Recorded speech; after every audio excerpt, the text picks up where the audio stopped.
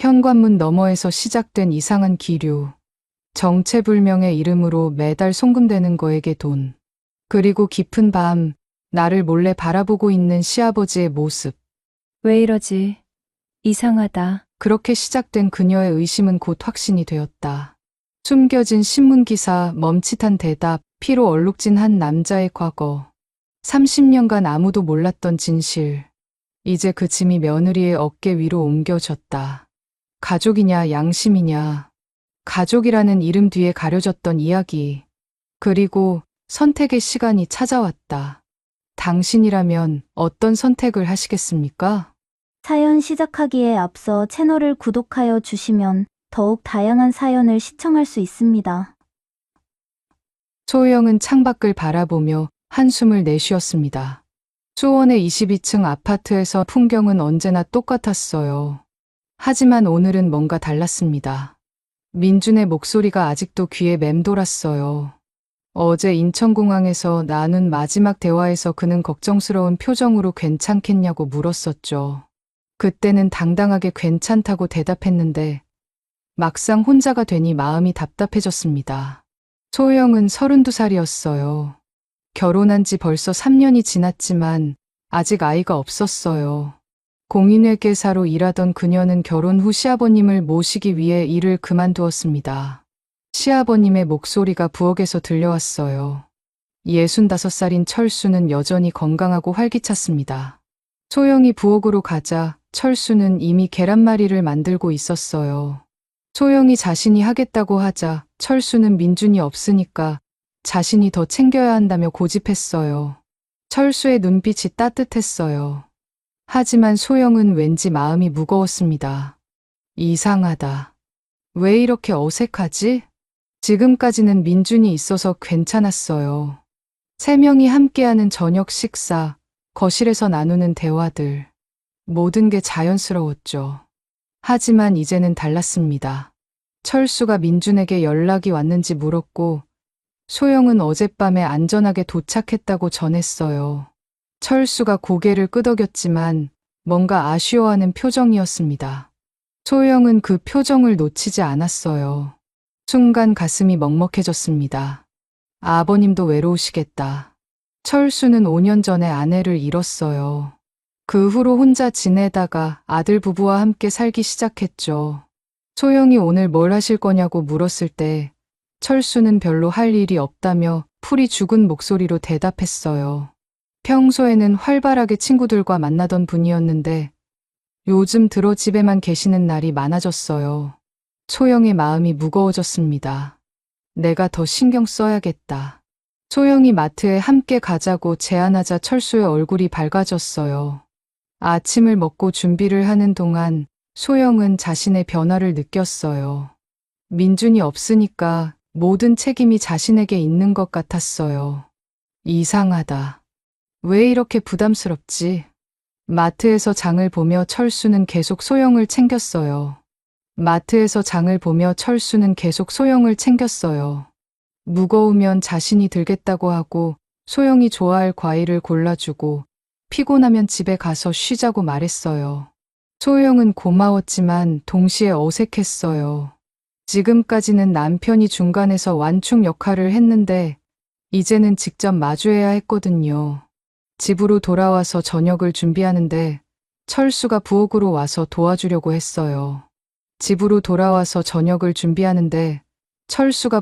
와서 도와주려고 했어요. 소영이 괜찮다고 하자 철수는 혼자 하면 힘들다며 양파를 썰기 시작했어요.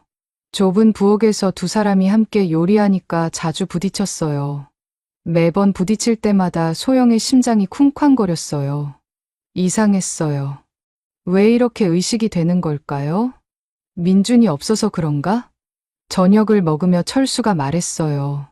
저녁을 먹으며 철수가 자신이 불편하게 하는 건 아닌지 물었어요. 소영은 잠깐 망설였어요. 어색한 게 맞았거든요.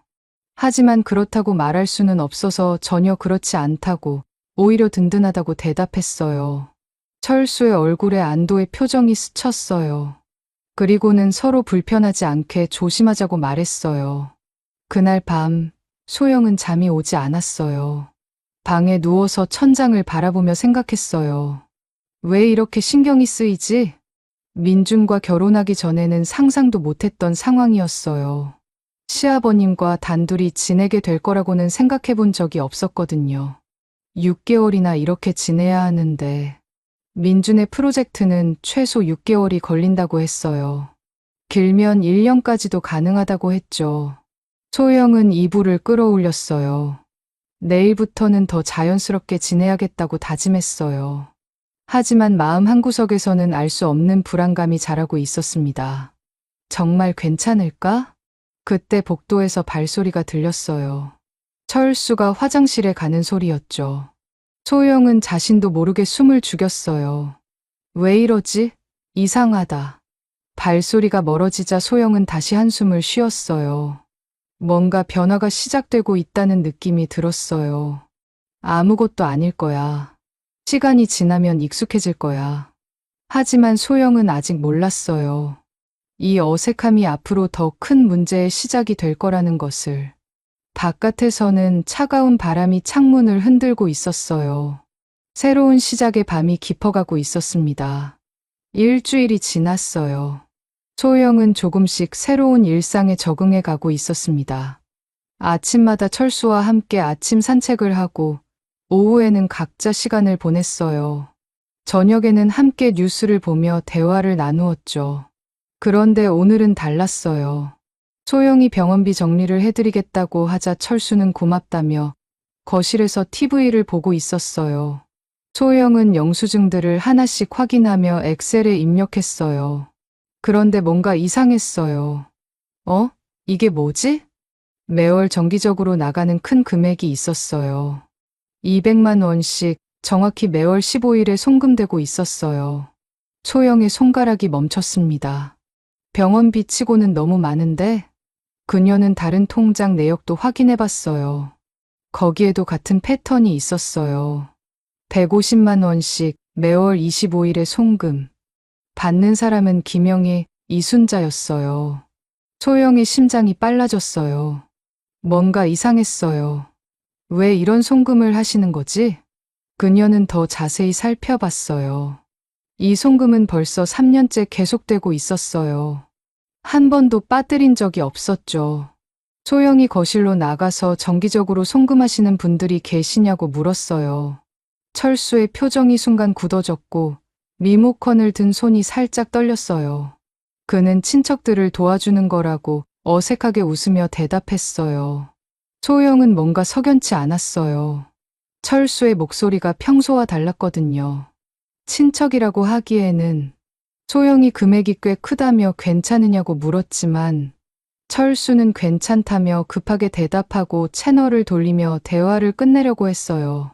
소영은 더 이상 묻지 못했어요. 하지만 마음 한구석이 무거웠어요. 뭔가 숨기는 게 있으신 것 같은데. 다음날 오후 소영은 우연히 아래층 할아버지를 만났어요. 엘리베이터에서 마주친 이웃이었죠. 다음날 오후 소영은 우연히 아래층 할아버지를 만났어요. 엘리베이터에서 마주친 이웃이 소영에게 철수와 잘 지내고 있냐고 물었어요. 그런데 할아버지의 표정이 복잡했어요.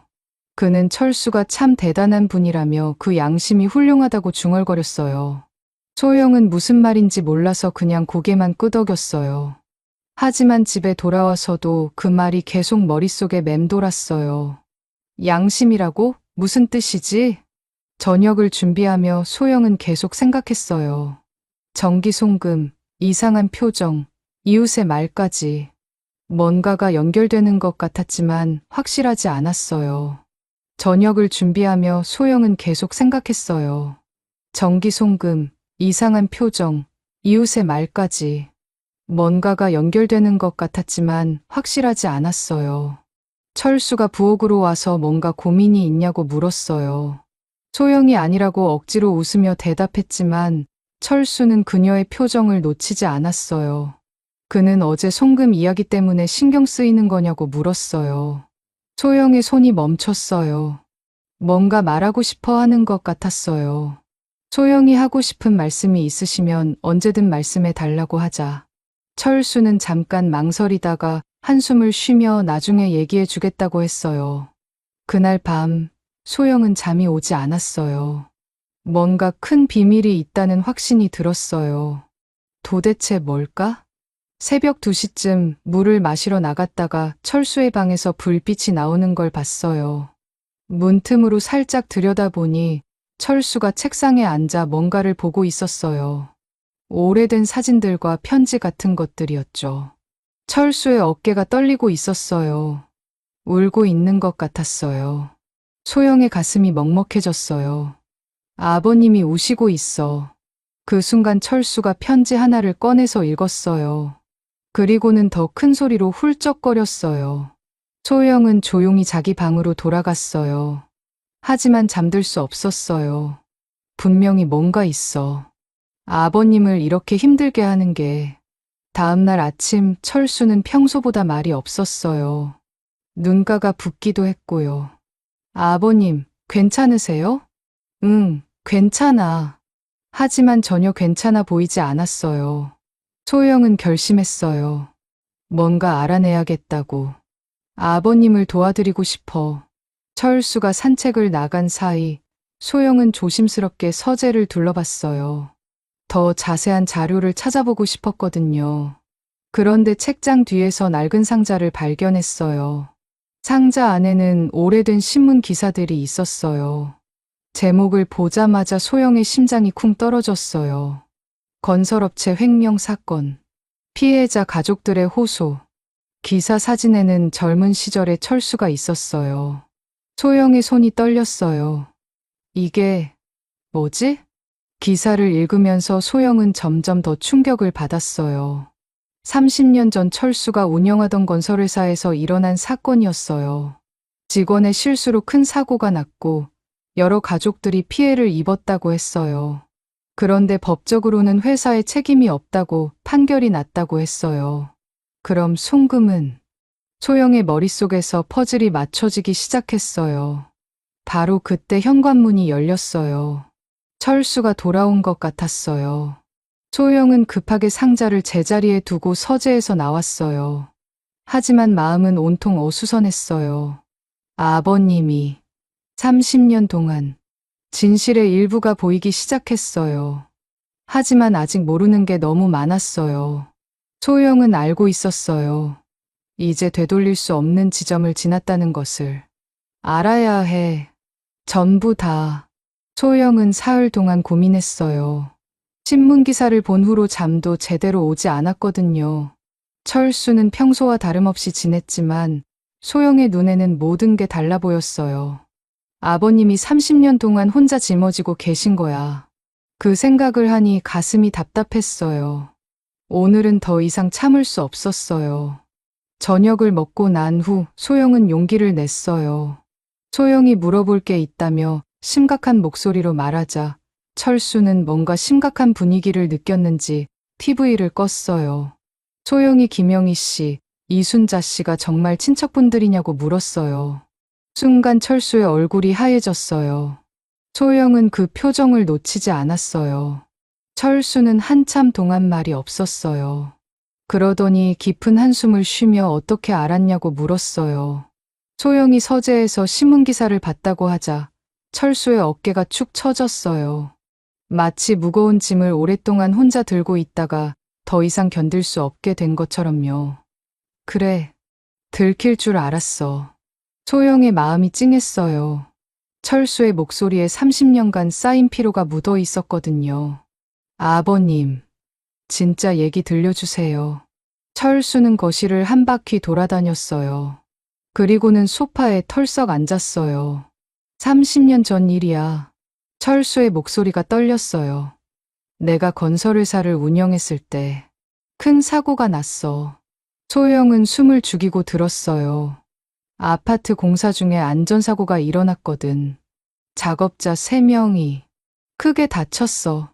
철수의 눈가에 눈물이 맺혔어요. 그중 한 명은 결국 말을 잇지 못했어요. 소영의 가슴이 뭉클했어요. 철수는 법적으로는 회사 잘못이 아니라고 나왔다며 작업자의 실수라고 했다고 고개를 숙였어요. 하지만 자신은 알고 있었다고 했어요. 안전 점검을 제대로 안 했다는 걸. 소영이 그래서 지금까지 송금을 하신 거냐고 물었을 때 철수는 고개를 끄덕였어요. 김영희 씨는 그때 돌아가신 분의 부인이고 이순자 씨는 다친 분의 어머니라고 목소리가 더욱 작아지며 말했어요. 철수는 매월 생활비를 보내드리고 있다며 30년째라고 했어요. 소영은 할 말을 잃었어요. 30년 동안 한 번도 거르지 않고 송금을 계속했다는 게 믿어지지 않았어요. 철수는 법적으론 끝난 일이지만 자신의 양심은 그렇지 않았다며 소영을 바라봤어요. 눈에는 죄책감과 피로가 가득했어요. 그리고는 민준이도 모른다며 아무도 몰라야 한다고 말했어요. 소영의 마음이 복잡해졌어요. 한편으로는 철수의 양심에 감동했지만 다른 한편으로는 이런 큰 비밀을 혼자 알고 있어야 한다는 부담감이 밀려왔어요. 소영이 정말 힘드셨겠다고 위로하자 철수는 괜찮다며 자신이 해야 할 일이라고 했어요. 하지만 전혀 괜찮아 보이지 않았어요. 소영은 갑자기 궁금해져서 다른 분들은 모르냐고 물었어요. 철수의 표정이 어두워지며 성우 형이 알고 있다고 했어요. 소영은 민준의 큰아버지를 떠올렸어요. 박성우는 변호사 출신으로 가족 중에서도 특히 까다로운 분이었어요. 소영이 큰아버님이 뭐라고 하시냐고 물었을 때 철수는 한참 망설이다가 그만하라고 이제 그만해도 된다고 한다며 대답했어요. 소영은 뭔가 이상함을 느꼈어요. 철수의 말투가 어색했거든요. 소영이 그런데 왜 계속 하시냐고 물었을 때 철수는 그럴 수 없다며 그분들이 어떻게 살고 계신지 모르는데 그만둘 수 없다고 했어요. 그때 갑자기 현관에서 벨이 울렸어요. 철수가 일어나서 문을 열었고 소영은 거실에서 들리는 목소리에 깜짝 놀랐어요. 박성호의 목소리였어요. 철수의 얼굴이 굳어졌어요. 소영도 긴장했어요. 성호가 거실로 들어와서 소영에게 짧게 인사한 후 철수에게 잠깐 얘기할 일이 있다며 소영에게 자리를 비워달라고 했어요. 소영은 어쩔 수 없이 방으로 들어갔지만 문을 살짝 열어두고 들었어요. 성호는 이제 정말 그만해야 하는 거 아니냐며 30년이면 충분하다고 말했어요. 법적으로도 끝난 일인데 계속할 이유가 없다고 했죠. 하지만 철수는 자신은 그럴 수 없다며 단호하게 거부했어요. 성호는 목소리를 높이며 이 집은 어쩔 거냐고 형님. 재산을 다 털어서 남한테 주면 민준이한테는 뭘 물려줄 거냐고 따졌어요. 소영의 심장이 쿵 떨어졌어요. 재산을 다 털었다는 말에 충격을 받았거든요. 철수는 그건 자신이 알아서 할 일이라고 했지만 성우는 정신 차리라며 이제 그 사람들도 다 늙었을 텐데 얼마나 더 보낼 거냐고 소리쳤어요. 성우는 나 때문에 가족들이 힘들어지는 건 원하지 않는다는 철수에게 그럼 이제 그만하라며 30년이면 충분하다고 말하고 떠났어요. 대화가 끝나고 성우가 떠난 후 소영은 방에서 나왔어요. 철수는 소파에 앉아서 머리를 감싸고 있었어요. 아버님. 철수가 고개를 들었어요. 눈이 빨갛게 충혈되어 있었어요. 소영은 이제 모든 걸 이해했어요. 철수의 고민이 얼마나 깊은지, 얼마나 오랫동안 혼자 감당해왔는지. 하지만 동시에 새로운 걱정이 생겼어요. 민준이한테 말해야 하나? 이건 가족 전체의 문제였어요. 소영 혼자 결정할 수 있는 일이 아니었어요. 그날 밤, 소영은 또다시 잠을 이룰 수 없었어요. 진실을 알게 되었지만 이제 더 큰 선택의 기로에 서 있었어요. 일주일이 지났어요. 소영은 매일 고민에 빠져 있었어요. 민준이한테 말해야 하나, 말아야 하나. 철수는 평소보다 더 조용해졌어요. 밥도 잘 안 드시고 밤에 잠도 못 이루는 것 같았어요. 그런데 오늘 아침 예상치 못한 일이 일어났어요. 성우가 아파트 앞에서 기다리고 있었어요. 소영은 깜짝 놀랐어요. 성우는 철수가 집에 안 계시냐고 물었어요. 철수는 병원에 정기검진을 받으러 갔어요. 성우가 그걸 알고 온 것 같았어요. 성우의 목소리가 차갑게 느껴졌어요. 소영의 가슴이 두근거렸어요. 근처 카페에 앉자 성우는 바로 본론을 꺼냈어요. 형님 일을 알고 있냐고 물었고, 그럼 이제 그만해야 한다는 걸 이해할 거라고 말했어요. 소영이 그건 아버님이 결정하실 일 아니냐고 조심스럽게 대답하자 성우의 눈빛이 날카로워졌어요.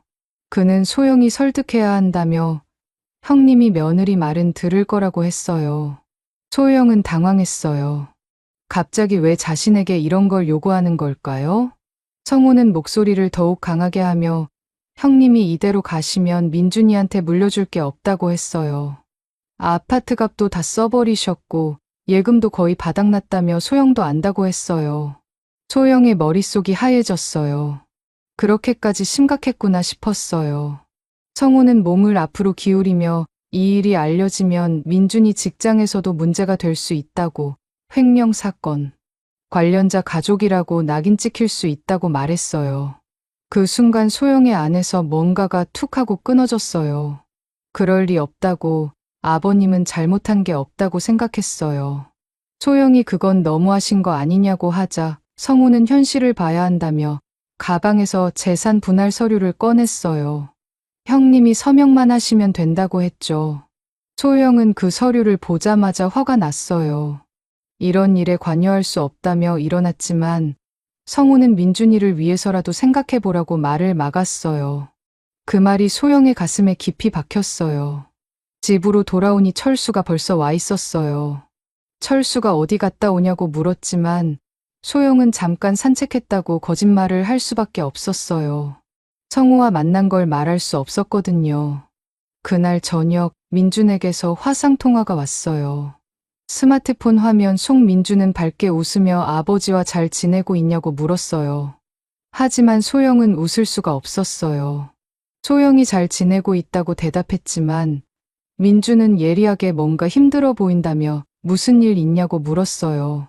소영은 잠깐 망설였어요. 말해야 하나 싶었지만 결국 말하지 못했어요. 어떻게 말해야 할지 모르겠었거든요.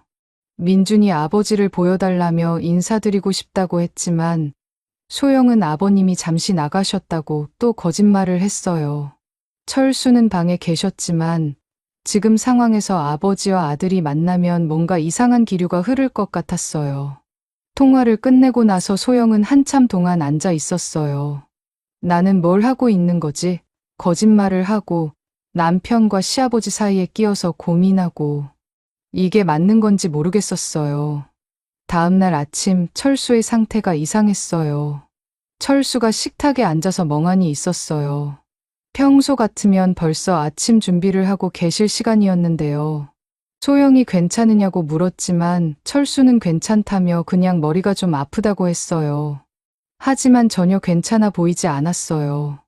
눈빛이 흐리고 손도 떨리고 있었어요. 소영은 걱정됐어요. 스트레스 때문인 것 같았거든요.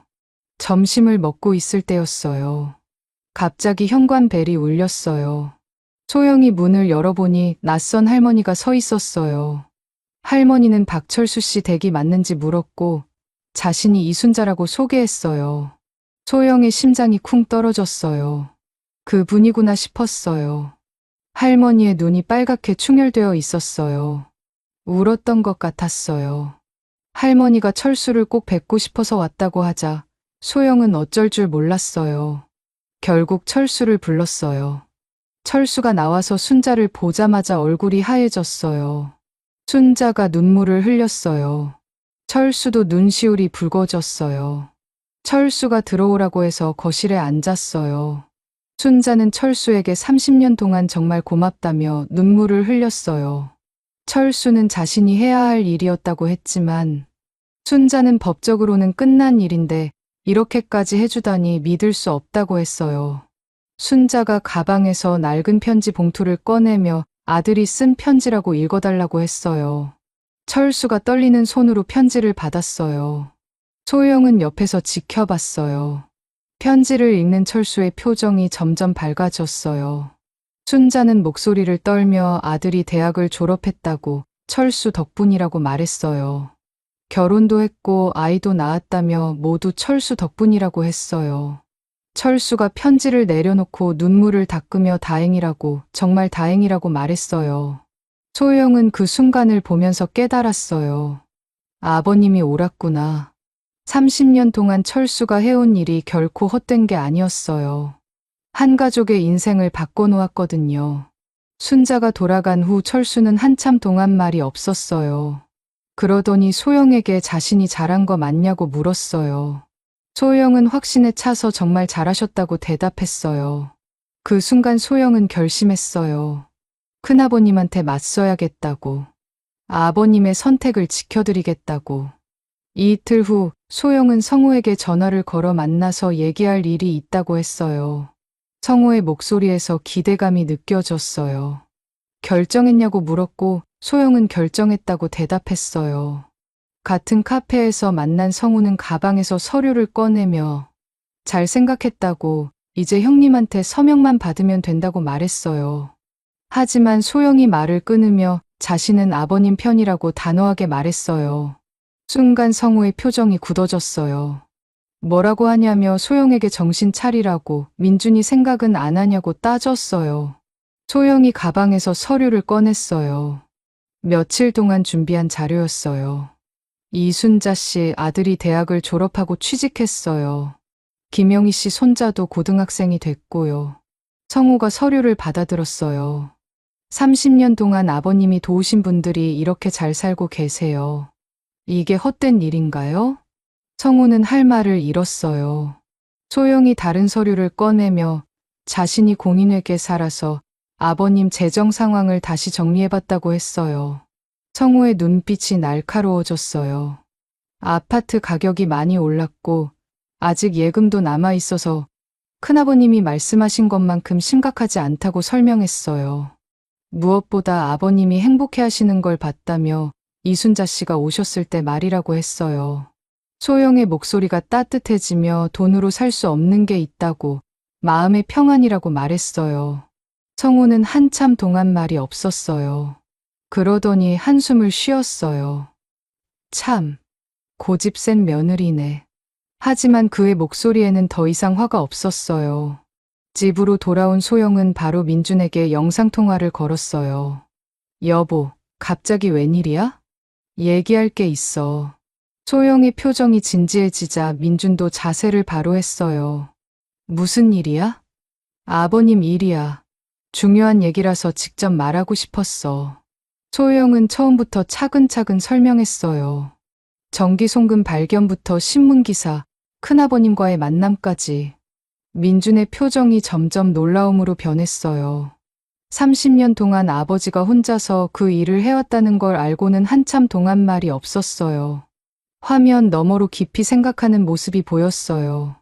민준이 소영은 어떻게 생각하냐고 물었고 소영은 확신에 찬 목소리로 아버님이 옳다고 생각한다고 말했어요. 이순자 씨가 와서 감사하다고 하시는 걸 봤다며 아들이 대학도 졸업하고 취직도 했다고 했어요. 민준의 눈가에 눈물이 맺히며 우리 아버지가 정말 대단한 분이라고 말했어요. 소영이 그런데 큰아버님이 그만하라고 하신다며 재산 다 떨어진다고 한다고 말하자 민준은 재산이 뭐가 중요하냐며 아버지 마음이 편하신 게 더 중요하다고 했어요. 민준의 답을 듣는 순간 소영의 가슴이 뭉클했어요. 역시 민준이야. 민준이 소영에게 고맙다며 아버지 곁에서 잘 지켜봐 줘서 고맙다고 했어요. 소영도 자신이 많이 배웠다며 아버님을 통해서 배웠다고 대답했어요. 그날 저녁 소영은 철수에게 모든 걸 털어놓았어요. 민준이한테 다 얘기했다고 하자 철수의 얼굴이 하얘졌어요. 소영이 민준이 자랑스럽다고 하더라며 아버님이 옳은 일을 하고 계시다고 했다고 전하자 철수의 눈에서 눈물이 흘렀어요. 철수가 소파에 털썩 앉았어요. 30년 동안 혼자 짊어진 무게가 갑자기 가벼워진 것 같았어요. 소영이 자신도 도와드리겠다고 말했어요. 공인회계사라서 아버님 재정 관리를 도와드릴 수 있다고 했죠. 그리고 이순자 씨, 김영희 씨와도 가끔 만나 뵙자며 가족처럼 지내자고 제안했어요. 일주일 후 민준이 갑자기 돌아왔어요. 왜 갑자기? 회사에서 휴가 내고 왔어. 아버지 뵙고 싶어서. 민준이 철수를 꽉 안았어요. 아버지, 정말 존경해요. 철수도 아들을 안으며 눈물을 흘렸어요. 미안해, 민준아. 말 못해서. 무슨 말씀이에요. 자랑스러워요. 가족 3명이 함께 앉아서 이야기를 나눴어요. 30년간 숨겨왔던 이야기들이 모두 터져 나왔어요. 앞으로는 혼자 하지 마세요. 우리가 함께 할게요. 민준이 아버지의 손을 잡았어요. 그래도 부담스럽지 않을까? 아니에요. 오히려 보람차요. 소영이 웃으며 말했어요. 저도 좋은 일에 함께 할 수 있어서 기뻐요. 그날 저녁 3사람은 오랜만에 함께 음식을 만들었어요. 좁은 부엌에서 부딪히며 웃고 떠드는 모습이 정말 행복해 보였어요. 소영이 이순자 씨가 다음 주에 손자분과 함께 오신다고 말하자 철수의 얼굴에 환한 미소가 떠올랐어요. 한번 보고 싶었다고 했어요. 민준이 아버지께 이제 마음 편하시냐고 물었을 때 철수는 너희들이 이해해줘서 정말 고맙다며 대답했어요. 밤이 깊어갔지만 가족의 대화는 계속됐어요. 30년간 막혀있던 마음의 문이 활짝 열린 기분이었어요. 소영은 창밖을 바라보며 생각했어요. 정말 다행이야. 시아버님의 양심을 지켜드릴 수 있어서, 가족이 화목해져서, 그리고 자신도 더 나은 사람이 될 수 있어서. 철수가 소영의 손을 잡으며 정말 고맙다고 말했어요. 소영은 저야말로 고맙다며 아버님을 통해 많이 배웠다고, 진짜 어른이 되는 방법을 배웠다고 대답했어요. 그날 밤, 소영은 오랜만에 편안히 잠들었어요. 새로운 시작이 기다리고 있었어요. 가족 모두가 함께하는 따뜻한 미래가.